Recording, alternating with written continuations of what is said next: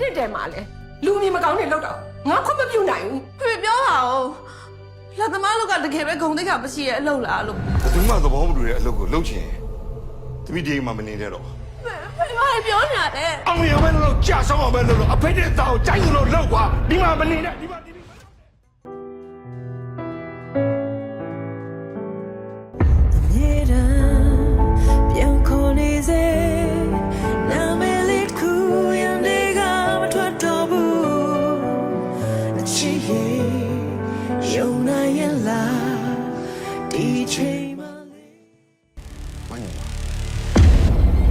သူညီမအလောင်းရရင်တော်ပြီဆိုတာလည်းပြောတယ်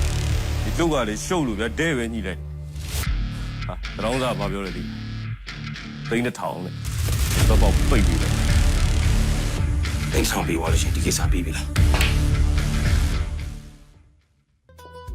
ဟုတ်ကဲ့ ကိုကအပြူတွေကိုပဲအလုပ်ခံအိုးတွေဆိုစိတ်မလို့သား ခန်းထဲလာပြီးတော့တင်ပြအောင်ပါ ဟုတ်ကဲ့ခဏလာကြပါမယ် boss ခန်းထဲမှာစောင့် ဟုတ်ကဲ့ရှင်ဟုတ်ကဲ့အဲ့ဒါဘာဖြစ်နေကြရတော့ ဟိုမှာကြီးလားဒီအောက်ထဲမှာတွေရောပဲ